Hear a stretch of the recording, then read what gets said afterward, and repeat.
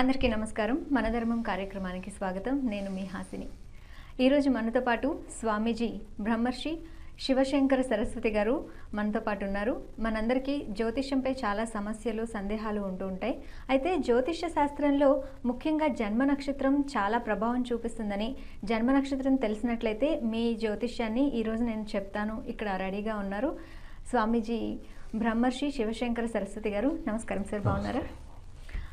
Sir, జన్మ నక్షత్రం ప్రభావం చాలా ఉంటుంది అన్నారు కదా జ్యోతిష్యంపై. అంటే అసలు గ్రహాల కదలికలన్నీ జన్మ నక్షత్రం బట్టి జరుగుతాయి అంటారు. దానికి మీరేమంటారు?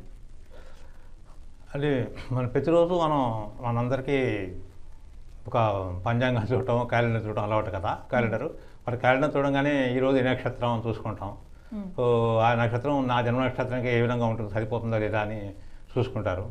సో దాని ప్రకారం ఎక్కువ మంది నమ్మి వాళ్ళ కార్యక్రమాలు చేసుకుంటారు. అంటే ప్రతిరోజు వాళ్ళకి అది ఒక అలవాటు ఉంటే అట్లా దగ్గర పెట్టుకుని క్యాలెండర్ పెట్టుకొని ఆ నక్షత్ర ప్రకారంగా వాళ్ళు ఈరోజు బాగా ఈరోజు చేయొచ్చు అనుకుని చేస్తుంటారు నమ్మకం. ఓకే, కొంతమందికి జన్మ నక్షత్రం తెలియకపోయి ఉండొచ్చు. అంటే అంత ఎక్కువగా ఫాలో అవ్వలేని వాళ్ళు, తెలియని వాళ్ళు ఉంటారు కదా. వాళ్ళకి మరి ఓన్లీ డేట్ ఆఫ్ బర్త్ తెలిస్తే సరిపోతుందా? మీరు చెప్పగలరా? జన్మ నక్షత్రం లేకపోయినా కూడా కనీసం వాళ్ళు పుట్టిన తేదీ, నెల, సంవత్సరం ఉన్నట్టయితే దాని ప్రకారం కూడా మనం వాళ్ళకి చెప్పచ్చు. వాళ్ళ లైఫ్ ఎట్లా ఉంటుందో చెప్పచ్చు మనం. అది నక్షత్రం లేకపోయినా చేయొచ్చు పని. ఓకే, నక్షత్రం లేకపోయినా పుట్టిన తేదీ, టైంని బట్టి మీరు జ్యోతిష్యం చెప్పొచ్చు. కొంతమంది పామ్ హిస్టరీ అంటారు కదా సార్, అంటే ఒకవేళ వాళ్ళకి పుట్టిన తేదీ కూడా తెలియదు, నక్షత్రం కూడా తెలియదు అంటే వాళ్ళ చేతిలో మగవాళ్ళకి రైట్ హ్యాండ్ అంటాము, ఆడవాళ్ళకి లెఫ్ట్ హ్యాండ్ అంటాము. దాని ప్రకారం రేఖలు చూసి క్షుణ్ణంగా మనం ఒక పద్ధతి చెప్పచ్చు. వీడి జీవితం ఎట్లా ఉంటుంది, ముఖ్యమైన సంగతి చెప్పచ్చు. ఎందుకంటే 15 ఏళ్ళకోసారి, 20 ఏళ్ళకోసారి వాళ్ళ రేఖలతో చూసి మనం చెప్పచ్చు. ఇది 7 ఏళ్ళకోసారి ఈ రేఖల్లో కొన్ని మార్పులు వస్తుంటాయి హస్తరేఖల్లో. సో దాన్ని బట్టి వాళ్ళకి మనం మెయిన్గా అంటే లైఫ్ ఎట్లా ఉంటుంది, ఫేట్ లైన్ ఎట్లా ఉంటుంది, అట్లా ముఖ్యమైన రేఖలు ఉంటాయి. హార్ట్ లైన్ అంటాము, హెడ్ లైన్ అంటాము. అట్లా ఆ రేఖలు బట్టి వీళ్ళ మనస్తత్వం ఎట్లా ఉంటుంది, వీళ్ళ లైఫ్ ఎట్లా ఉంటుంది చెప్పచ్చు. అదేం ప్రాబ్లం. ఓకే, కొంతమంది మేము అసలు జ్యోతిష్యమే నమ్మము, దేవుడే లేడు ఇలా అంటూ ఉంటారు కదా. మరి అలాంటి వాళ్ళకి మీరేం సందేహం ఇస్తారు? అంటే చాలా మంది నమ్మరు, ఏముంది ఏదో జరిగేది జరుగుతుంది. దానికి నేను నా సలహా ఏంటంటే, నువ్వు దేవుని నమ్మక్కర్లేదు, ఎవరికి కాళ్ళు పట్టుకోవాల్సిన అవసరం లేదు. కాకపోతే ఏంటంటే ముందు దేవుడు అనేది నీకు అర్థం తెలిస్తే దేవుడు, అప్పుడు నీలో మార్పు వస్తుంది. అంటే నాకు నమ్మకం లేదన్నావు కరెక్టే, కానీ నువ్వు బతికున్నావు కదా. మరి మనుషులు బతికున్నావు, నీకు తెలుస్తోంది కొంతకాలానికి నువ్వు చనిపోతున్నావు అని తెలుస్తోంది. అది మన కళ్ళ ముందే చూస్తున్నాం. కాబట్టి బతికున్నప్పుడు వాళ్ళు ఏ శక్తి ఉంది, చనిపోయిన తర్వాత శక్తి ఎందుకు వెళ్ళిపోయింది, అది ఏంటి అక్కడ, అది ఆ తేడా తెలుసుకోగలిగితే మనం మాట్లాడుతున్నాం. నా నోటి నుంచి మాటలు వస్తున్నాయి. మరి ఎట్లా వస్తున్నాయి మాటలు?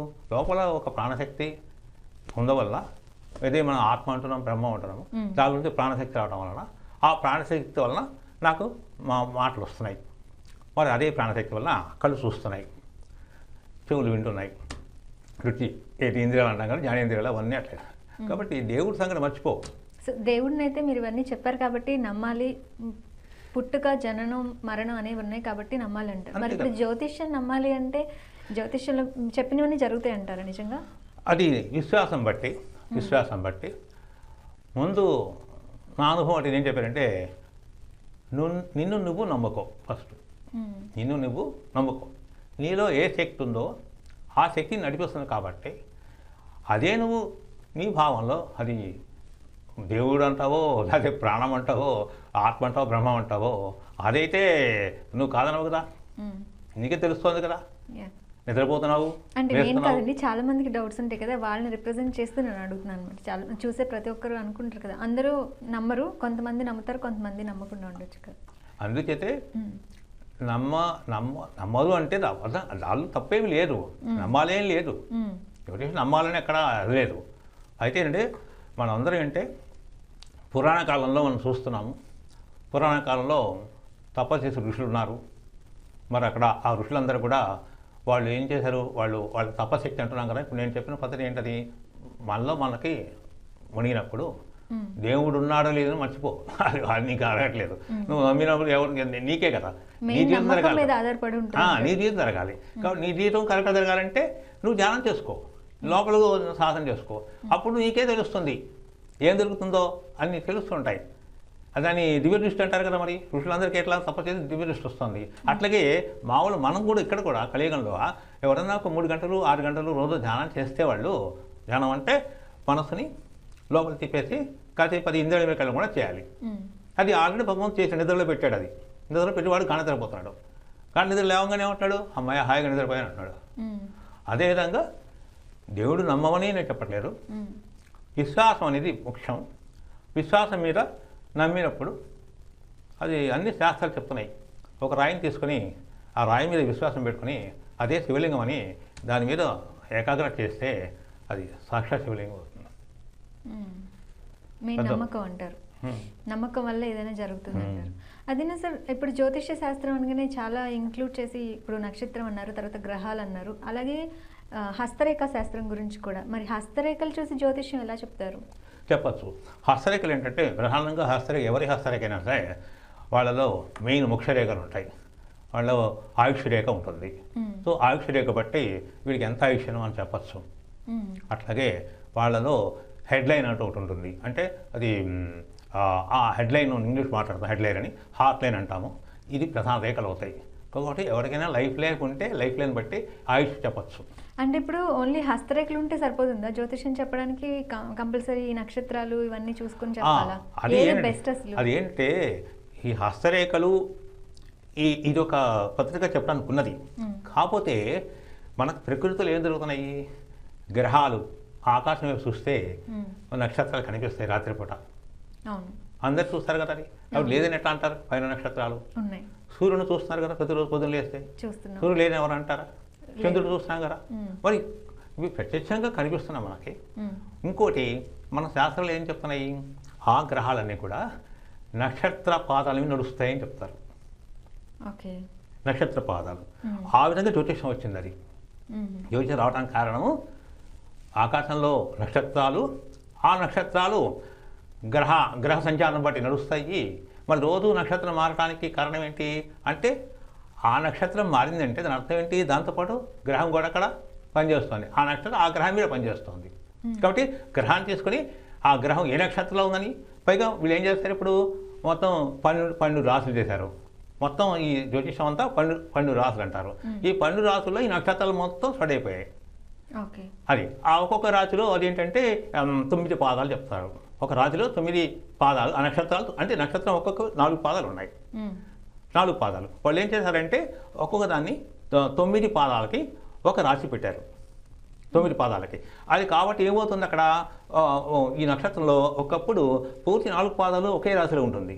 కానీ కొన్ని నక్షత్రాల్లో ఏమవుతుంది, ఇక 9 పాదాలు చెప్పారు కాబట్టి నెక్స్ట్ పాదం వస్తే ఇంకో రాశికి వెళ్ళిపోతుంది. అది ఇంకొక రాశికి వెళ్తుంది. ఆ విధంగా ఇదంతా చూసింటారు.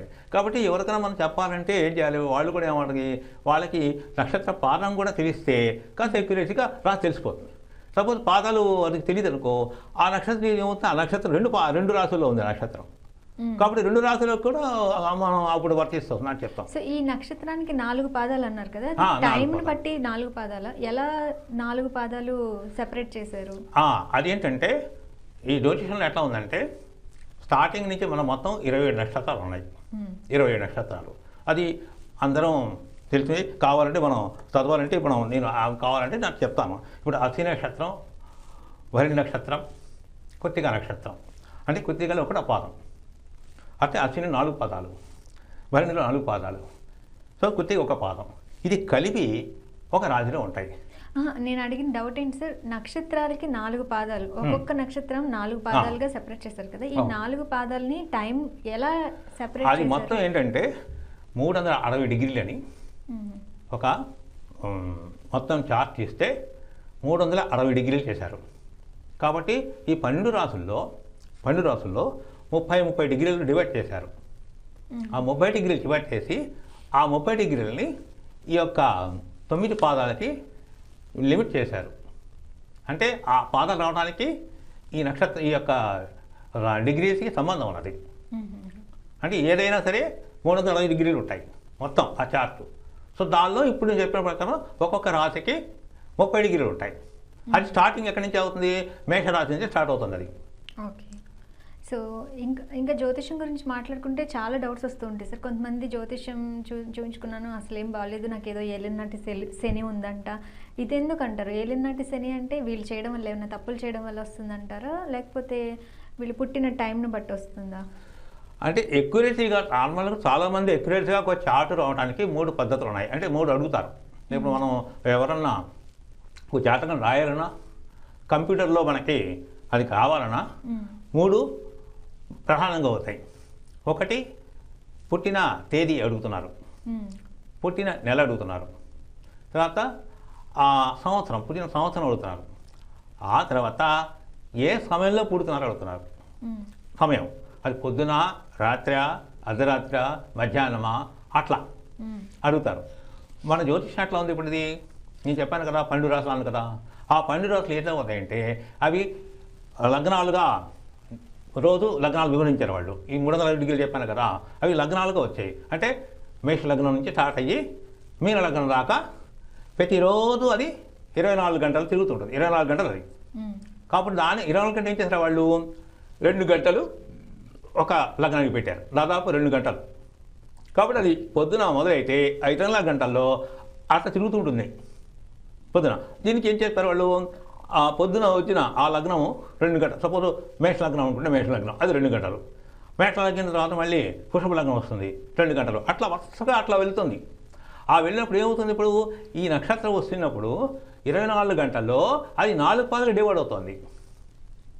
ఒక నక్షత్రం వచ్చిందంటే అది ఎప్పుడు స్టార్ట్ అయింది, మళ్ళీ ఎప్పుడు ఎండ్ అవుతుంది అంటే ఈ యొక్క 4 పాదాలు కవర్ కాబట్టి ఆ సమయాన్ని వివరించారు. అట్లా ఆ విధంగానే 24 గంటల్లో అన్ని లగ్నాలు వస్తాయి. ఈ లగ్నాల్లో 4 పాదాలు కూడా జరుగుతున్నాయి. కాబట్టి ఒకరోజు ఒకప్పుడు ఏమవుతుంది? ఆ నక్షత్రం ఎప్పుడో మధ్యాహ్నం వస్తుంది, మళ్ళీ ఈ రోజు వచ్చిన మధ్యాహ్నం వచ్చే రోజు మళ్ళీ అది మధ్యాహ్నం దాకా ఉంటుంది నక్షత్రం. ఆ విధంగా అంటే ఆ పాదాలకు అంత ఇంపార్టెన్స్ వస్తుంది 10. అప్పుడు ఎవరికైతే పాదాలు కరెక్ట్గా తెలుస్తాయో ఇప్పుడు ఈ జీలో తెలిసిపోతాయి. ఏలో మన కంప్యూటర్లో కానీ లేకపోతే జాతకం వేసేవాళ్ళు కానీ ఆ సమయం చెప్పినప్పుడు, ఆ స్థలం చెప్పినప్పుడు, అట్లాగే డేట్ మంత్ అది చెప్పినప్పుడు వాళ్ళు జాతకం రాస్తారు. బట్ మన లేటెస్ట్గా మన కంప్యూటర్లో అంటే అది వేయగానే ఆ 3 వేయగానే కంప్యూటర్ వచ్చేస్తుంది. అప్పుడు దానిలో ఏమొస్తుంది? ఫస్ట్ వీడు పుట్టినప్పుడు వీడికి దశాశేషం అని వస్తుంది. ఏ దశలో పుట్టాడు, ఆ పుట్టినప్పుడు ఎంత దశ నడిచిపోయింది, ఇంకా మిగిలింది ఎంత ఉంది, అది కలుపుతారు. ఆ కలిపిన తర్వాత ఆ తర్వాత వచ్చే దశ ఏంటి, ఇది జాతకాలు చెప్పేటప్పుడు చెప్తారు. ఇప్పుడు ఈ రోజు కూర్చుని ఈ రోజు నీకు ఏ దశ జరుగుతుందంటే ఇది వర్కౌట్ చేసుకుంటూ వస్తాడు. పుట్టిన దగ్గర నుంచి ఈ దశ అయిపోయింది, ఆ దశ గడిచిపోయింది, నెక్స్ట్ దశ. సపోజ్ బుధ దశ తీసుకుందాం. బుధ దశ తీసుకుంటే బుధ దశ అది 17 సంవత్సరాలు ఉంది, 15 సంవత్సరాలు. సో పుట్టినప్పుడు అది కొంచెం దశ అయిపోయి ఉండొచ్చు. బ్యాలెన్స్ దశ ఏది ఉందో అది కలుపుకుంటారు. కలుపుకొని మళ్ళీ తర్వాత కేతు దశకు వస్తారు. కేతు అది 7 సంవత్సరాలు. ఆ కేతు దశ ఆ తర్వాత మళ్ళీ అట్లా శుక్ర దశకు వస్తున్నారు. నేను ఇందాక అడిగింది అసలు కొంతమంది ఏలినాటి శని ఉంది అంటారు కదా, అది ఎందువల్ల జరుగుతుంది అంటారు? ఏమండి? శని ఉంది మాకు ఏదో చేయాలని చెప్పారు అని చెప్పి జ్యోతిష్యం చెప్పించుకున్న తర్వాత మాకు ఇలా చెప్పారు అని అంటూ ఉంటారు కదా, అది ఎందువల్ల? అంటే వీళ్ళకి పుట్టుక టైంని బట్టి వస్తుంది అంటారా, లేకపోతే వీళ్ళు చేసే పనుల్ని బట్టి? పుట్టిన టైం సరిగ్గా నోట్ చేయలేకపోయిన వాళ్ళు, సరిగ్గా నోట్ చేయకపోయినప్పుడు, గుర్తులేని వాళ్ళు, అప్పుడు వాళ్ళకి ఏం చెప్పామంటే సరే నీకు టైం సరిగ్గా లేదు కదా, కాబట్టి నువ్వు ఆ డేటు, ఆ మంత్, ఇయర్ చెప్పు, దాని ప్రకారంగా మొత్తం నీ లైఫ్ అంటే ఉండు. అది నార్మల్గా న్యూమరాలజీ అంటారు దాన్ని, సంఖ్యాశాస్త్రం. ఆ సంఖ్యాశాస్త్రం దాన్ని చెప్పచ్చు. ఇంకా అది కూడా కాదు అంటే చిన్నపిల్లలకి మనం హ్యాండ్ చూడలేము. చిన్నపిల్లలు 5 సంవత్సరాలు 3 సంవత్సరాలు ఏం హ్యాండ్ చూస్తాం? ఎవరు చూసినా ఒక హస్తరేఖలు చూడాలంటే 10 సంవత్సరాల నుంచి 15 ఆ మధ్యలో కాస్త వేకేసే రేఖలు వస్తాయి, చూడవచ్చు మనం. అంటే కనీసం 10 ఏళ్ళన్నా 8-10 ఏళ్ళు ఉంటే కానీ ఆ రేఖలు కరెక్ట్గా రావు చూడటానికి మనకి. అట్లా అని చేత మనకు ఇన్ని రకాలుగా చెప్పచ్చు. ఇక లేదు అంటే మనం ఈ కాలచక్రంలో ఉంది కదా హోరాశాస్త్రం ఒకటి ఉంది. హోరాశాస్త్రం ఇందాక చెప్పానే లగ్నాలు ఎట్లా ఉన్నాయో అట్లాగే ప్రతి గంటకి ఒక గ్రహం మారిపోతుంటుంది, ఒక గ్రహం మారుతుంది. అప్పుడు దాన్ని బట్టి కూడా ఇప్పుడు మధ్యలో మాట్లాడుతున్నాం. ఫర్ ఎగ్జాంపుల్ ఇప్పుడు మాట్లాడుతున్నాం ఈ టైంలో మనం చూస్తే మన ఇక్కడ ప్రకారంగా అది 9 అనుకున్నాం, 9 o'clock నైటు. కాబట్టి ఇవాళ ఏ వారం? గురువారం కాబట్టి 8 అంటే రాత్రి 8 నుంచి 9 దాకా గురుహోర జరుగుతుంది. మ్మ్. ఆ గురుహోరా బట్టి అది దైవ సంబంధ సబ్జెక్ట్గా దానికి ఎక్కువ ఇంపార్టెన్స్ ఇస్తారు ఆ గురుగ్రహానికి. కానీ ఆ గురువారం గురుహోరా కాబట్టి ఈ యొక్క ఇది కూడా ఎక్కువ మందికి ఇంట్రెస్ట్ ఉంటుంది. అది దైవ సంబంధ గ్రహం అది. అట్లా అయితే ఈ విధంగా అట్లా మనం ఏంటంటే ఏమీ లేనా కూడా మనం ఒక హోరా బట్టి కూడా చెప్పచ్చు. మనం ఒక ప్రశ్న అడిగినప్పుడు ఎవరైనా ప్రశ్న అడిగారు అనుకో, ఆ టైం చూసి అది హోరాశాస్త్రం కింద ఇదో ఈ టైంలో ఈ గ్రహం జరుగుతుంది, ప్లస్ ఈ టైంలో ఈ లగ్నం జరుగుతుంది, సో ఈ లగ్నంలో ఈ యొక్క హోరాలో ఇతనికి ఏం జరగబోతుంది, ఇతను అడిగేదానికి అవుతుందా కాదా చెప్పచ్చు. సో అంటే హస్తరేఖ శాస్త్రం కంటే జ్యోతిష్య శాస్త్రమే ఎక్కువ పవర్ఫుల్ అంటారా? ఏది యాక్యురేట్గా ఉంటుంది? జ్యోతిష్యం అనేది ఏంటి, మన పురాణ ఋషులు చేసింది అదంతా జ్యోతిష్యం. కాబట్టి జ్యోతిష్యాన్ని నమ్మినప్పుడు జరుగుతాయి, కొన్ని జరుగుతాయి, చాలా మందికి జరుగుతాయి అవి. అయితే చెప్పేవాళ్ళు కావాలి, దానికి ఉపాసన కావాలి. కొందరు న్యూమరాలజీ కూడా నమ్ముతూ ఉంటారు కదా. న్యూమరాలజీ కూడా అంతే, న్యూమరాలజీ కూడా గ్రహాలే కదా. న్యూమరాలజీలో సంఖ్యాశాస్త్రం గ్రహాలే అవి కూడా. కాబట్టి ఏదైనా కూడా హస్త సముద్రం కానీ, జ్యోతిష్యం కానీ, సంఖ్యాశాస్త్రం కానీ, లేదా గోచార ఫలాలు కానీ, ఇట్లా ఏది చెప్పాల్సి వచ్చినా కూడా కొంత వాక్శుద్ధి ఉండి కొంత శక్తిని సంపాదించినప్పుడు చెప్పే వాళ్ళు అడిగేదానికి మనం ఇక్కడ దైవశక్తి కాస్త తోడినప్పుడు ఆ చెప్పడంలో కరెక్ట్గా వస్తుంది. వాళ్ళకి సంతోషం కలిగేలాగా ఈ శక్తి పనిచేస్తుంది. అంటే కొంత సాధన చేయాలి, కొంత సాధన చేసి దైవశక్తిని సంపాదించాలి. సంపాదించిన తర్వాత అప్పుడు మనం వాళ్ళు అడగడానికి మనం చెప్పడానికి కరెక్ట్గా సరిపోతుంది. ఒకప్పుడు ఈ శక్తి ఏం చేస్తుందంటే బాగా పెరిగిన వాడి శక్తికి ఆ వ్యక్తి ఏం అడగబోతున్నాడో ముందే తెలిసిపోతుంది. అట్లా కూడా ఉంటుంది ఇది. అది కూడా అంటే వాళ్ళు అడగకుండా మనం చెప్పేయచ్చు. దాన్ని ఏమంటే ఇన్స్టిట్యూషన్ పవర్ అంటారు. ఇన్స్టిట్యూషన్ పవర్ ఇది ఒక సాధన తపశక్తితో వస్తుంది, అది చేయొచ్చు. నమ్మకం ప్రధానం కదా అన్నిటికీ. ఏది సబ్జెక్ట్ అయినా నమ్మకం కావాలి.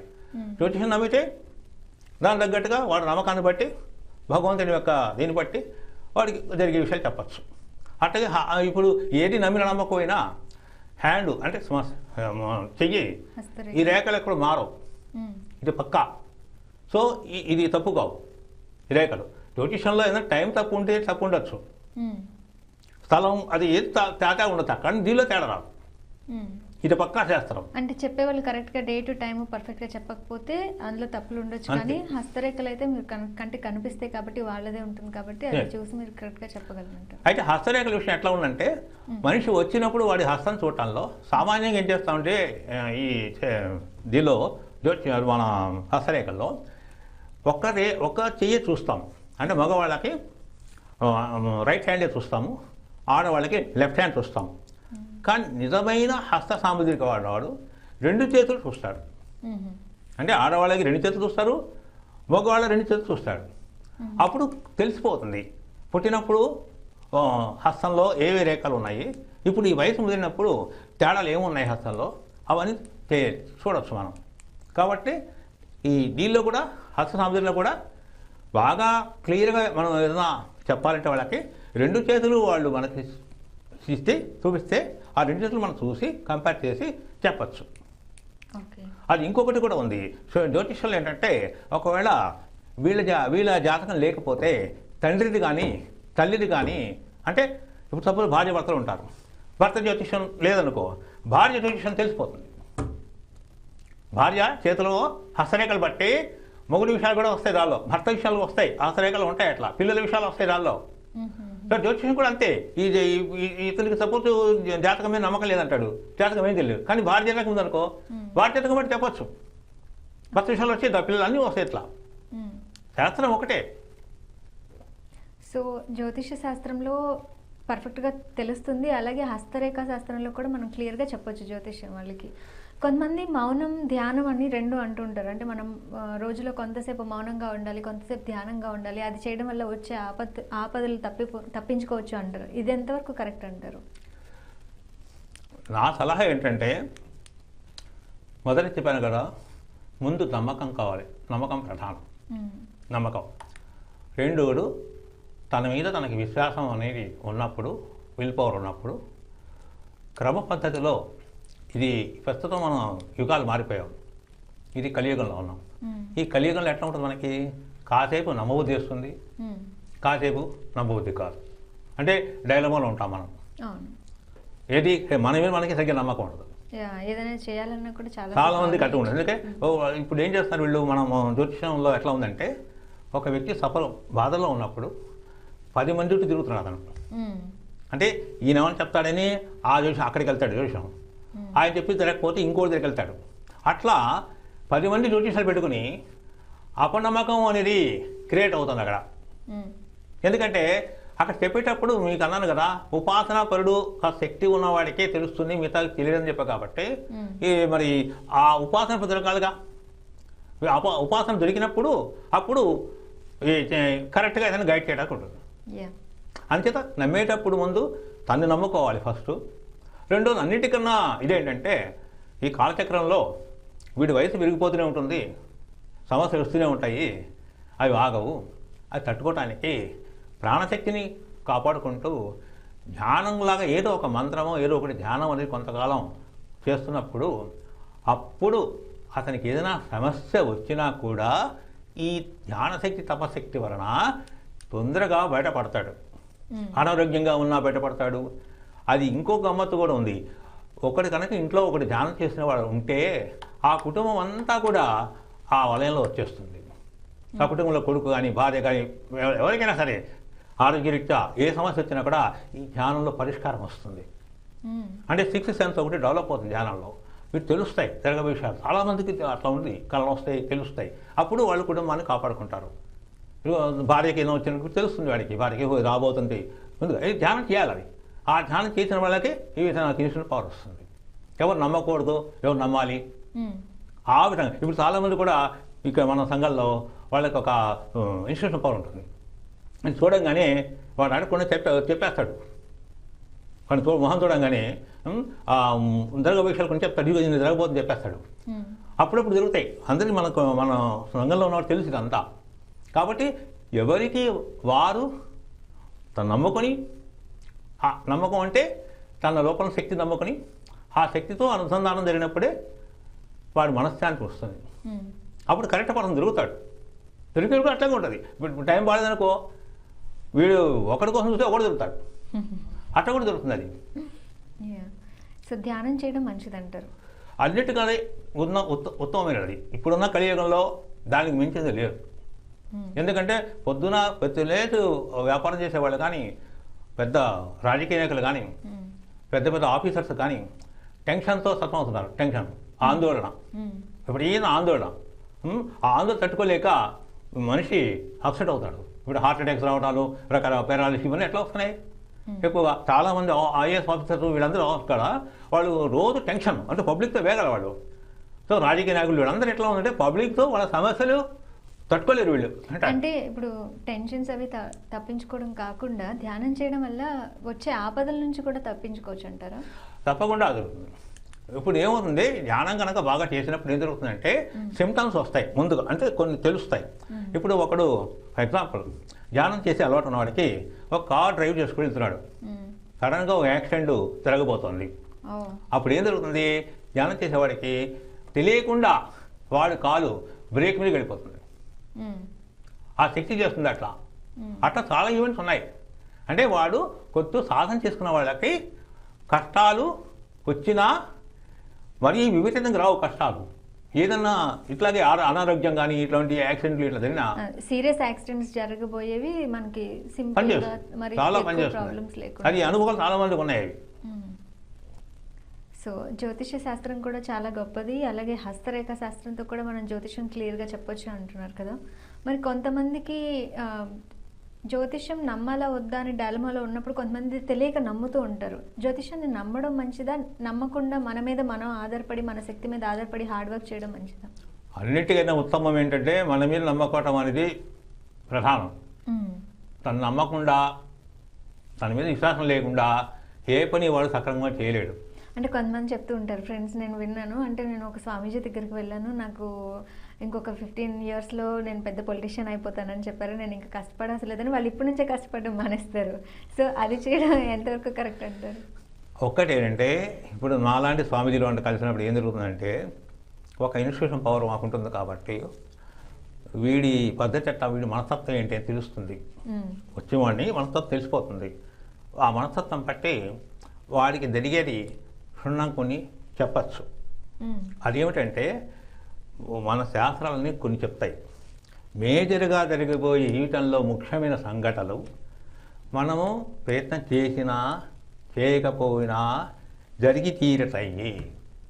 ఇది ముఖ్యమైన విషయాలు. ముఖ్య విషయాలు జరుగుతాయి. ఎట్లా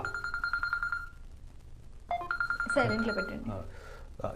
మనం సత్యాగ్రహం మొదలు చేశారు. సైలెంట్లో పెట్టండి. మాట్లాడాలా రాదు. సో అంచేత ప్రధానం ఏంటంటే మనిషి తన మీద విశ్వాసం పెట్టుకొని జ్యోతిషాన్ని కొంతవరకు గైడెన్స్గా తీసుకోవచ్చు. గైడెన్స్గా, అంతేకాని ఇంకా అదే పూర్తిగా దాని మీదే కాకుండా వీడేం చేయకుండా, అంటే వీడి ప్రయత్నము వీడి సాధన చేయకుండా గో సాధన చేయకుండా పూర్తిగా ఇంకోటి మీద నమ్మి ఏది జరుగుతుందంటే కొన్ని ముఖ్యమైన విషయాల్లో తప్పనిసరిగా వాడు ప్రయత్నం చేసినా చేయకపోయినా అవి అయితే జరుగుతాయి. అవి తప్పనిసరి. తప్పుడు ఒక యాక్షన్ జరగాలనుకో, నువ్వు జ్యోతిష్యం ఉన్నా కూడా యాక్షన్ జరగాల్సింది అది జరిగిపోతుంది అంతే. కాకపోతే నేనేం చెప్పాను, నువ్వు జ్యోతిష్యం అమ్మద్దు, కానీ నువ్వు ధ్యానం చేసేవాళ్ళు చేసుకో. అప్పుడు ఏం జరుగుతుంది, నువ్వు యాక్షన్ జరిగినా సాధారణంగా జరిగి తొందరగా బయటపోయి తొందరగా రికవర్ అవుతావు. దీనికి మించిన శక్తి వేరే లేదు. ఇది ప్రాణశక్తి. సో ప్రాణశక్తి నువ్వు సేవ్ చేసుకో అని నేను చెప్పేది అది. ప్రాణశక్తిని సేవ్ చేసుకో. ఇప్పుడు మనం ఏంటి అక్కడికి వెళ్ళి ఇక్కడికి వెళ్ళి తిరిగి అంతా తిరిగి ఎవరిని నమ్మకుండా నీ తైబంతో వృధా అవుతాయి. పైగా ఏమవుతుంది, అపనమ్మకం మొదలవుతుంది నీకు. ఇంకా ఎవరిని నమ్మకూడదు, వీడు చెప్పాడు నా జరగలేదు, అది డెవలప్ చేసుకుంటాడు. దాని బదులు ముందు నువ్వు సాధన చేసుకో. నేను చెప్పిన ధ్యానం చేసుకో. చేసుకున్నప్పుడు ఆ ధ్యాన శక్తి నీకు కరెక్ట్గా ఉపయోగపడుతుంది. ఓకే. సో వాళ్ళ మీద వీళ్ళ మీద డిపెండ్ అవ్వడం కంటే జ్యోతిషం నమ్మే వాళ్ళు ఎలాగో నమ్ముతారు, నమ్మని వాళ్ళకి ఏమైనా అపోహలు ఉంటే కనుక ధ్యానం మీద కాన్సన్ట్రేషన్ ఎక్కువ చేస్తే మంచిది అంటారు. సో అల్టిమేట్గా నేను చెప్పగలేనంటే ఈ కలియుగ ప్రభావం ఎట్లా ఉందంటే గ్రహాలు కూడా అనుకూలంగా లేవు. గ్రహాలు కూడా సరిగ్గా జరగట్లేదు ఇప్పుడు. అంటే ఇప్పుడు పరిస్థితి గ్రహాల్లో మనం చూస్తూనే ఉన్నాం. ఎప్పుడు ఏం జరుగుతుందో తెలియకుండా జరిగిపోతున్నాయి. అప్పుడు మనం జాతకం పట్టు కూర్చున్నా ఆ స్థలంలో ఉన్నప్పుడు ఒక చోట భూకంపం వస్తుంది, మనం అక్కడ ఉన్నాం. ఆ భూకంపానికి మనం ఎఫెక్ట్ అవుతాం లేదా? అవుతాం. అప్పుడు ఈ జాతకాలు ఏం పని చేస్తాయి అక్కడ? ఏం పని చేయవు. కానీ అక్కడ జరిగేది ఒక్కడ జరుగుతుంది. మనం అన్ని చూసాం. ఎవరన్నా సాధన చేసి ధ్యానంలో ఉన్నవాళ్ళు బయటపడతారు, అక్కడ మిగతా వాళ్ళని పోతున్నారు. ప్లేన్ యాక్సిడెంట్, ట్రైన్ యాక్సిడెంట్ అంతా కూడా మనం చూస్తూనే ఉన్నాం. యాక్సిడెంట్ ఏదో అని ఆపలేం, కానీ దానిలో కొంతమంది ధ్యానం చేయడం వల్ల బతుకుతున్నారు. మరి మనకు చిన్నపిల్లలు కూడా 15 రోజులు 20 రోజులు కింద లోపల ఉన్న పిల్లాడు కూడా బతికాడు. ఏది ఇళ్ళు పడిపోయినప్పుడు, పెద్ద పెద్ద అంతస్తులు పడిపోయినప్పుడు, కూలిపోయినప్పుడు ఆ లోపల ఉన్న ఆయుష్ ఎట్లా బతికారు మన వాళ్ళు. దీని అర్థం ఏంటంటే మనిషికి ఆయుష్ అంటూ ఒకటి ఉంది. ఇది జాతకానికి అతీతంగా ఉంది ఆయుష్. అది ఎంతవరకు ఉందో వాడు ఎన్ని రకములు కొన్నా ఆయుష్ ప్రకారం వాడు ఉంటాడు. వాడు ఆయుష్ లేదనుకో ఎన్ని జాతకాలు ఏం చేయలేవు. కరెక్ట్గా ఆ జాతకం ఆ ఆయుష్ వాడు పోతాడు. కాబట్టి ఇదంతా ఏమిటంటే ప్రధానంగా కొంతవరకు నమ్మచ్చు జాతకాన్ని, కానీ అది కూడా ఎక్కడ పడితే అక్కడ ఎవరితో వెళ్ళకూడదు. ఇప్పుడు డబ్బుల కోసం జాతకం చెప్పడం సహజంగా కలియుగంలో సాధారణం. కానీ అట్లా కాకుండా ఉపాసనతో కనుక వాడు ఏమిస్తాడో మనకు అనవసరం. మన ధర్మం మనం చేయాలి. పాపం వాడు కష్టాల్లో వచ్చాడు కాబట్టి వాడి బాధలు విందాం, వాడిని కరెక్ట్గా గైడ్ చేద్దాం. ఆ విధంగా మనం వెళ్ళినప్పుడు వీడికి ఈ చెప్పేవాడికి వీడికన్నా ప్రార్థనలు కరెక్ట్గా ఉంటే ఎక్కడ డబ్బులు రావాలో ఏమో తెలీదా? వీడు ఎందుకు అడగాలి డబ్బులు? వీడు డబ్బులు నాకు ఇంత ఫీజు అని అడగాల్సిన అవసరం లేదు. ధర్మం ఏంటంటే వాడు కష్టంలో వచ్చాడు, వాడిని ఆదుకో, వాడిని మనశ్శాంతి కలజేయి. చేసిన తర్వాత వాడికే బుద్ధి పుడుతుంది. ఏదో వాడు ఇచ్చి పోతాడు, అంత సంతృప్తి పడు. అంతేకాని సాధన చేసి కొంత సాధన చేసిన వాళ్ళను కలిస్తే నీకు మంచి జరుగుతుంది. అట్లాగే నువ్వు వాడి చెప్తా వీడి చెప్తాని నువ్వేం చేయకుండా ఉపయోగం లేదు. కాబట్టి అన్నిటికీ ఏం చెప్తానంటే జ్యోతిషం తీసుకో తప్పులేదు, మానవ ప్రయత్నం కూడా చేయాలి అంటారు. మానవ ప్రయత్నం, అది మానవ ప్రయత్నంలో నేను శాసనం చెప్తాను. మానవ ప్రయత్నంలో ప్రధానంగా నీ ప్రాణశక్తిని కాపాడుకో. కొంతసేపు నిద్ర భగవంతుడు పెట్టాడు, అట్లా నిద్ర పెట్టాడు, ఆ నిద్రలో నీ ప్రాణం సేవ్ చదువుతాను కదా, మెలకంగానే నీ గొడవలని మళ్ళీ అట్లా ఈ భగవంతుని పెట్టినప్పుడు నువ్వు ఆ భగవంతుని రూట్లోనే వెళ్ళు. నా సలహా అంటే నేను ఒక తపస్సు అనుభవం ఉంది కాబట్టి ఋషితత్వంగా నేను విన్నపం చేసేది ఏమిటంటే జాతకానం పూర్తిగా నమ్మాలని చెప్పట్లేదు, కానీ జాతకాన్ని కొంత గైడెన్స్గా తీసుకో. అదేవిధంగా నువ్వు సాధన చెయ్యి. ప్రధానంగా నువ్వు చేయాలి అనవసరంగా మనస్సుని కష్టపెట్టుకోకుండా ఆ మనస్సుకి సుఖాలు కష్టాలు ఏడుపు ఇవన్నీ ఆ మనసు వెదజల్లుతుంది. ఆ వెదజల్లడం వలన నీకు ఆరోగ్యం పాడైపోతుంది. అది అందుచేత నువ్వు ఈ ప్రాణాన్ని కాపాడుకో, ప్రాణశక్తిని కాపాడుకో, ప్రాణశక్తి కాపాడుకోవడానికి ధ్యానం.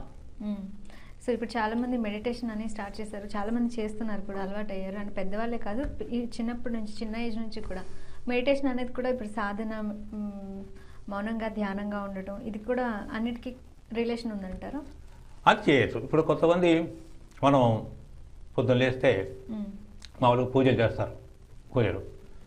ఆ పూజలు చేయడం ఒక పద్ధతి. పూజల కన్నా కూడా నువ్వు మౌనం పాటించే కొంతకాలం, కొన్ని గంటలు మౌనం, రోజు ఒక పద్ధతి పెట్టుకొని 1 గంట నేను మౌనంగా ఉంటాను, 2 గంటలు మౌనంగా ఉంటాను, అట్లా మౌనంగా ధ్యానం చేసుకుంటాను. ఈ రూట్లోకి వచ్చావనుకో మౌనం వల్ల కూడా ప్రాణశక్తి వస్తుంది, సేవ్ అవుతుంది మౌనం వల్ల. ఎందుకు నోటి నుంచి మాటలు వస్తాయి, తర్వాత పని చేస్తుంటాం. కాబట్టి ఎప్పుడైతే మౌనంగా ఉంటామో కొంత పవర్ వస్తుంది. అండ్ నాకు కూడా ఒక డౌట్ ఉందండి. అంటే ఇప్పుడు మీరు ఆల్రెడీ అమ్మవారి ఉపాసన చేశారు, మీకు తపశక్తి చాలా ఉంది కాబట్టి, అంటే జనరల్గా ప్రతి ఒక్కళ్ళు లైఫ్లో ఏవో ఒక ప్రాబ్లమ్స్ పడుతూనే ఉంటారు. ఎప్పుడు హ్యాపీగా ఉండాలంటే ఏం చేయాలంటారు? ఎలాంటి లైఫ్ స్టైల్ని అలవాటు చేసుకోవాలంటారు? హ్యాపీగా ఉండాలి అంటే ఏంటంటే మొత్తానికి లైఫ్ అంతా హ్యాపీగా ఎవరు ఉండలేరు, కాకపోతే వచ్చే కష్టాలను ఎలా తగ్గించుకోవచ్చు అంటారు? దానికి నా సమాధానం ఏంటంటే మనిషికి 3 పనిచేస్తుంటాయి ఎప్పుడు. ఒకటి వాడి యొక్క జన్మ, పుట్టినందుకు వాడి మనం ప్రార్థ కర్మ అంటాం, ఆ కర్మ వాడి మీద పనిచేస్తుంది ఒకటి. 2 స్థల మహత్యం, వాడు ఎక్కడ ఉంటున్నాడో, నివాసం ఉంటున్నాడో ఆ చుట్టుపక్కలందరికీ కూడా ఒక స్థల ప్రభావం ఉంది అక్కడ, స్థల ప్రభావం, అది 2. 3వది ఉమ్మడి ఇదంటారు. ఉమ్మడి అంటే ఆ జనాలు ఆ స్థలంలో ఉన్న జనాలందరూ అంటే ఎంతమంది ఉంటారో వాళ్ళు ఏ భావంతో ఉన్నారు.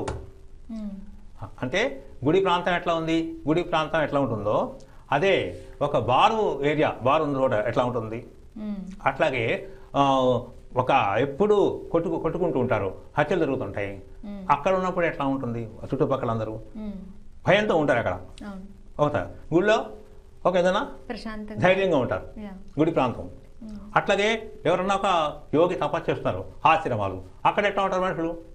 అంటే స్థల ప్రభావం ఉంది అక్కడ, కాల ప్రభావము, స్థల ప్రభావము, 2 వీడి యొక్క జన్మ, వీడి ప్రార్థం, ఈ 3 కలుస్తున్నాయి అక్కడ. ఓకే. అంటే నాకు మీరు చెప్పకుండానే ఒక విషయం చెప్పారు, ఎప్పుడైనా సరే ఎక్కడైతే ప్రశాంతంగా ఉంటుందో ప్లేస్, ఆ ప్లేస్లో ఉంటే మనకు మంచి జరుగుద్ది అంటారు, రైట్? ప్రశాంతం కాలం అనేది మనం భగవంతుని నమ్మకపోయినా నమ్మినా ఈ సమస్తం, ఈ ప్రపంచం, అన్ని లోకాలు ఒక శక్తి ఆధీనంలో ఉన్నాయి. ఆ శక్తినే మనము పురాణాల్లో రకరకాలుగా చెప్తున్నాం. సైంటిఫిక్గానేమో అది ప్రాణశక్తి అనుకోండి, ఒక చైతన్య శక్తి అనుకోండి. దానికి మీరు దేవుడిని బయటపడతారో, ఆత్మ అంటారో, బ్రహ్మ అంటారో మీ ఇష్టం. అది మొత్తం ఒక పవరు ఈ సమస్త భూప్రపంచాన్ని కంట్రోల్ చేస్తోంది, డామినేట్ చేస్తోంది. ఆ ప్రపంచాన్ని డామినేట్ చేసే ఏ శక్తి ఉందో అదే శక్తి మన్ని కూడా ప్రభావం చేస్తుంది. కాబట్టి ప్రపంచమే కాదు, మన్ని కూడా అది ప్రభావం చేస్తుంది. ఆ శక్తి మనలో కూడా ఉంది. ప్రపంచం మొత్తం నిండి ఉన్న ఏదైతే ఆత్మశక్తి అంటారో, పరమాత్మ అంటారో, పరబ్రహ్మం అంటారు కదా, అదే మనకి ఆత్మాని బ్రహ్మం అని అంటున్నాం కదా, ఆత్మాని బ్రహ్మం మనకు అంటున్నాం. కాబట్టి ఈ శక్తిని దీన్ని నడిపించడానికి కూడా ప్రకృతి ఏ నడిపిస్తుందో శక్తి, ఆ శక్తి దీన్ని కూడా నడిపిస్తుంది. ఎప్పుడు అందుకే ఏమన్నాను, ధ్యానం చెప్పిన జరుగుతుంది, ధ్యానం చేసిన వాడికి ఈ శక్తితో విశ్వశక్తితో అనుసంధానం జరుగుతుంది. వాడికి మొత్తం విశ్వశక్తితో అనుసంధానం అవుతుంది. అప్పుడు ఆ శక్తి వీడికి ఎక్కువ అయినప్పుడు వాడికి ఏమవుతుంది, సమస్యలన్నీ శరీరంతో ఉన్నాయి అసలు గొడవలు. అదే బ్రహ్మాండపు సూక్ష్మ రూపం మానవ రూపం అంటారు కదా. సో అంటే ఇప్పుడు మీరు చెప్తుందంతా అదేనంటారా? లైక్ పవర్ ఎక్కడైనా ఉంటుంది, దేవుడు అందరిలోనూ ఉంటాడు, మనలో కూడా దేవుడు ఉన్నాడు. అది అంటే అది శాస్త్రం, దాన్ని మనం ఆత్మ బ్రహ్మ ఉంటున్నాం. మనము ఆత్మాని ఇప్పుడు ఆది శంకరాచార్య రాస్తారు, ఆత్మబోధాన్ని రాస్తారు. నేను ఆ సంబంధంగా నా జన్మ కాబట్టి, ఆయన సంబంధం జన్మ కాబట్టి ఆత్మబోధలో చాలా క్షుణ్ణంగా నేను వెళ్ళాను. ఆత్మబోధలో ఎవరైనా చదివితే ఆత్మబోధలో ఆ ఆత్మబోధలో అన్నీ ఉంటాయి, క్లియర్గా ఉంటాయి. నువ్వు నీ శరీరం 24 నీ శరీరం గురించి ఆలోచిస్తావు. శరీరం ఎప్పుడైతే నువ్వు మర్చిపోతున్నావో అప్పుడు నువ్వు నీ మనశ్శాంతి అంతా వస్తుంది. మళ్ళీ శరీర ధ్యాస వస్తే నీకు కష్టాలు వస్తున్నాయి. కాబట్టి ఎక్కువ సమయము శరీరాన్ని మర్చిపోవటానికి నువ్వు ప్రయత్నం చేయగలిగితే ముఖ్యమైన విషయాల్లోనే నీ మనసు ఆలోచించాలి. ముఖ్యమైన విషయాల్లో, మిగతా విషయాల్లో వాళ్ళ గురించి వీళ్ళ గురించి ఆలోచన వేస్ట్. అది ప్రాణశక్తి వేస్ట్ అయిపోతుంది. ఇప్పుడు ఇక్కడ కూర్చున్నాం మనం అమెరికాలో, మనం పోయి ఇండియాలో మన వాళ్ళ గురించి ఆలోచిస్తూ బాధపడుతుంటే ఎవరేం చేస్తారు? వాళ్ళ విధు మనం ఇక్కడ ఆలోచిస్తే ఉపయోగం లేదు. ఎందుకు? మన ప్రాణశక్తి ఇక్కడ వేస్ట్ అవుతుంది, మనకు అనారోగ్యం అవుతాం. కాబట్టి బాధ, ఏడుపు, దుఃఖము ఇవి శరీర ధ్యాసలో ఉన్న వాళ్ళకే వస్తాయి. ఈ ధ్యాసలో ఎవడైతే బయటపడతాడో అప్పుడు ఏమవుతుంది, ఇప్పుడు నేను చెప్పిన సాధనలు ఏమవుతుందంటే ఈ శరీర బాధ్యత కూడా ఈ ఆత్మే తీసుకుంటుంది. దీన్ని పోషించడం కూడా దీని యాక్చువల్ అది జరుగుతోంది. ప్రాణం ఉంటే లోపల శక్తి ఉంది కాబట్టి బతికున్నాం. ప్రాణం పోతే మనిషి పోతాడుగా. మరి ఏ శక్తి మన నడిపిస్తుంది తెలియట్లేదా? కళ్ళు చూస్తున్నాయి, ఏ శక్తి చూస్తున్నా కళ్ళతో. నేను మాట్లాడుతున్నాను, ఏ శక్తితో మాట్లాడుతున్నాను? చెవిలో మీరు వింటున్నారు, ఏ శక్తితో వింటున్నారు? రుచి అయితే ఇది స్పర్శ, ఇవన్నీ ఎట్లా వస్తున్నాయి అంటే మనకున్న జ్ఞానేంద్రియాలు, కర్మేంద్రియాలు ఏ శక్తితో నడుస్తున్నాయి? ప్రాణశక్తి. ఒకే శక్తి, అది ఒకటే పవర్.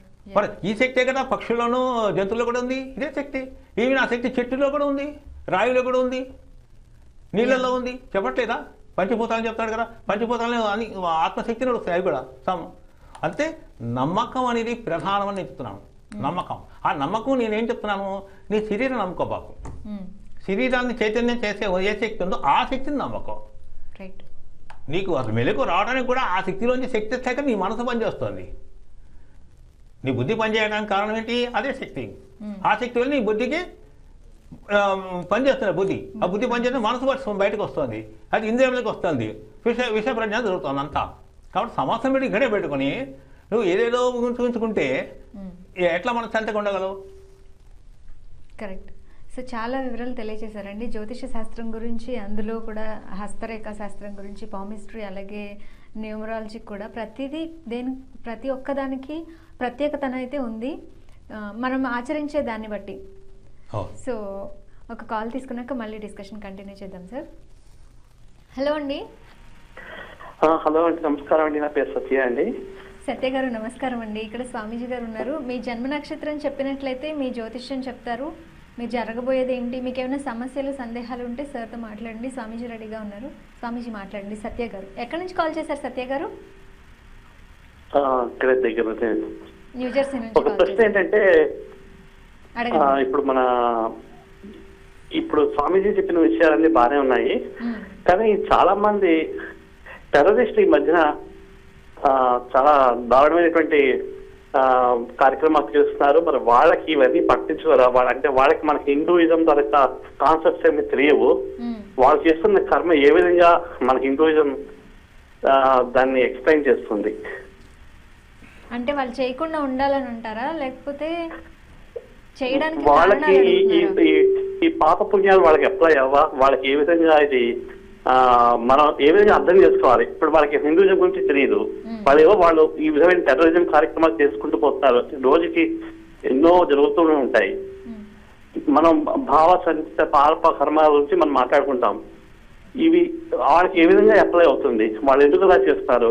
వాళ్ళని ఎలా మనం సరైన మార్గంలో తీసుకురావాలి? ఇది నా ప్రశ్న అండి. ఓకే అండి. సత్య గారు అడుగుతున్నారు, ఇప్పుడు టెర్రరిస్టులు ఉన్నారు కదా. తప్పకుండా అండి, మీరు అడిగింది చాలా ముఖ్యమైన ప్రశ్న అది. చాలామందికి ఇది వేధిస్తూ ఉంటుంది. ఇది ఎందుకు ఇట్లా జరుగుతోంది, ఎవరు దీన్ని ఆపలేరా, ఒక వ్యక్తి వలన ఇంత దారుణం జరుగుతోంది, ఇంతమంది బాధపడుతున్న ఎఫెక్ట్ అవుతున్నారు, ఎందుకు జరుగుతుంది, వాడు ఆ విధంగా ఎందుకు వస్తున్నాడు, ఎందుకు ఎవరు ఆపలేకపోతున్నారు, ఈ రెండింటికి సమాధానం కోసం ప్రతి వాళ్ళు తపన పడుతూ ఉంటారు, దీనికి ఏమీ మార్గం లేదా అని. అయితే ఇక్కడ ఏదైతే ఇందాక నేను చెప్పానో, ఈ కాలం అనేది భగవత్ స్వరూపం. అది కాలం. ఆ కాలంలో మనం చూస్తూనే ఉన్నాం, ఎన్నో యుగాలు వెళ్ళిపోయాయి మనకి.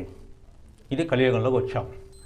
ఏ యుగంలో ఏది జరగాలో దైవం నమ్మిన వాళ్ళకి ఒక దైవ శక్తి నడిపిస్తుంది కాబట్టి ఇప్పుడు మనం చూసాం ఇదివరకు యుగాల్లో భగవంతుడు ఏం చేస్తున్నాడు, కష్టాలు వచ్చినప్పుడు, ఆ సమస్య వచ్చినప్పుడు నేనే అవతారం ఎత్తుతాను, దుష్ట శిక్షణ చేస్తాను, తర్వాత భక్తుని రక్షిస్తాను అని ప్రతి చోట శాస్త్రాలు భగవద్గీత అన్ని చోట్ల ఉన్నాయి.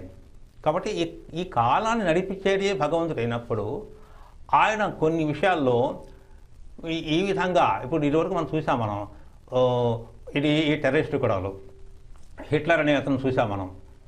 హిట్లరు ప్రపంచాన్ని ఎంత భయపెట్టాడు హిట్లర్, మరి అట్లా జరిగింది అది. అదే మరి మహాత్మా గాంధీని చూసాం. ఒకే వ్యక్తి మహాత్మా గాంధీ మరి ఎంత భక్తిని తీసుకొచ్చాడు ఒక వ్యక్తి. అంటే ఆ కాలంలో ఆయన ద్వారా అది జరగాలి కాబట్టి ఆయన మహాత్ముడిగా వచ్చి ఆయన చేయాలని ఆయన చేశాడు. అయితే అదే టైంలో హిట్లర్ వచ్చి అతను కొంత దుష్ట శిక్ష, అతను చేసింది ఏంటి, పాపమే.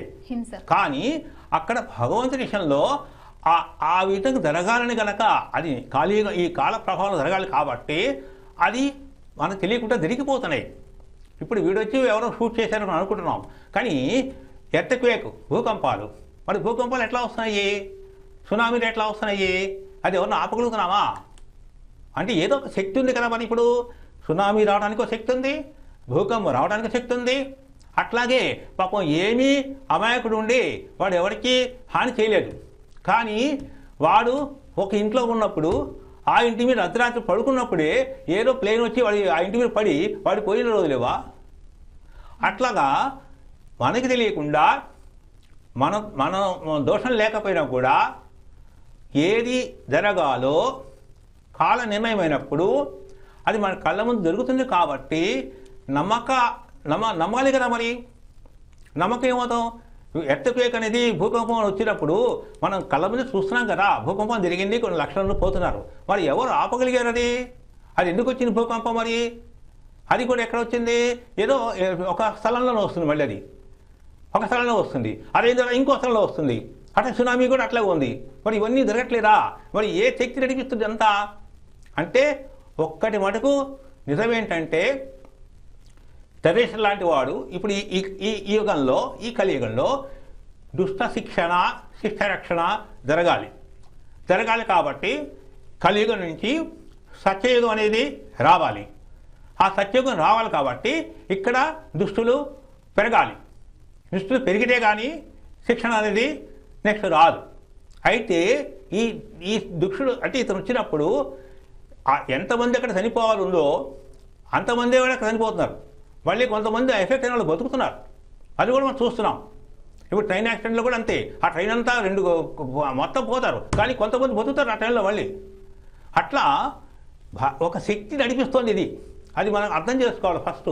అది భగవంతుడు అనుకోండి, ఏదో అనుకోండి, మొత్తం ఒక శక్తి మటుకు ఈ సమస్త ప్రపంచం, ఈ భూమండలం మొత్తం అన్ని దేశాలు అది నడిపిస్తోంది. ఆ శక్తి తలుచుకున్నట్టయితే అది ఏదైనా చేయగలదు. అంటే ఒక చోట ఆశ్రమం, గుడి కట్టించగలదు, ఒక చోట శ్మశానం ఉంది. ఇవన్నీ మన కళ్ళకు చూడలేదా? అదేవిధంగా మన నిత్య జీవితం చూస్తున్నాం. సపోజ్ ఇప్పుడు ఇదే మాట్లాడతాం. ఈ సమయంలో ఒకడు చస్తాడు, ఒకడు పుడతాడు, ఒకటి పెళ్ళి అవుతుంటుంది. అట్లా రకరకాల ఒకే క్షణంలో ప్రపంచవ్యాప్తంగా ఎన్ని ఈవెంట్స్ జరుగుతున్నాయి. మరి అది ఎవరు చేస్తున్నారు? పెళ్లి జరిగిన ఇంట్లో పక్కన ఎవడో పోతే వాడు శ్మశానానికి పొదిసిపోతున్నాడు, ఇక్కడ పెళ్ళి. రెండు మన కంపేర్ జరుగుతూనే ఉన్నాయి అక్కడ. అట్లా ఒక పెళ్లి ఫిక్స్ అయినప్పుడు సడన్గా వాడు ఎవడో పోతాడు, పోయినప్పుడు పెళ్లిని పోస్ట్పోన్ చేస్తారు. మరి ఇవన్నీ ఎట్లా జరుగుతున్నాయి? ఎవరు చేస్తారు ఇవంతా? అంటే ఈ కలియుగంలో మనము ఈ విధంగా ఆలోచించడం వలన మనం చేయగలిగేది ఏమీ లేదు. ఎందుకంటే మన చేతులు లేదది. మన జీవితమే రేపేం జరుగుతుందో మన చేతులు లేనప్పుడు ఈ ప్రపంచాన్ని గురించి చేసే శక్తి మనకెక్కడ ఉంది అది? అయితే ఒకటి ఉంది ఇక్కడ. ఎవరైతే నేను చెప్పానే సాధన చేసుకొని ఒక శక్తిని సంపాదిస్తా ఋషితత్వం అట్లా వచ్చినప్పుడు అక్కడ వాళ్ళకి పవర్ వస్తుంది. భగవాన్ నిర్ణయం ఉంటుంది అక్కడ. ఇదిగో ఈ ఋషి ద్వారా ఇది జరగాలి, అది దైవ నిర్ణయం అయినప్పుడు అప్పుడు అతని ద్వారా భగవంతుడు చేయిస్తాడు ఆ పని. ఆపుతాడు, కొన్ని మంచి చేయిస్తాడు. కాబట్టి వ్యక్తి చేసేది ఏమీ లేదు ఇక్కడ. వ్యక్తి చేసేది ఏమీ లేదు. వాడికి ఆ టైంలో బుద్ధి పుట్టించాడు.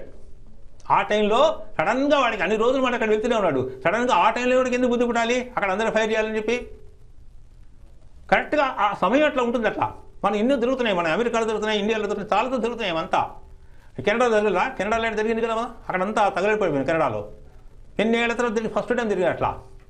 కాబట్టి నాదేంటంటే మనం ఈ విధంగా బాధపడే వలన ఉపయోగం లేదు.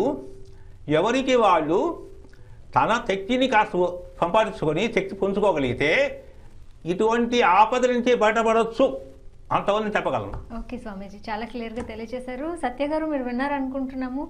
సార్ క్లియర్గా తెలియజేసినందుకు అండ్ చాలా వివరాలు తెలియజేశారు. మీరు కాల్ చేసినందుకు చాలా థ్యాంక్స్ సత్య గారు. బాయ్ అండి, టేక్ కేర్. సో చాలామంది కాలర్స్ ఉన్నప్పటికీ మనకి సమయభావం చాలా తక్కువగా ఉంది సార్. ఇప్పుడు చివరిగా అంటే మీరు చాలా విషయాల గురించి ఆడియన్స్ అందరికీ చెప్పారు, నాకు కూడా.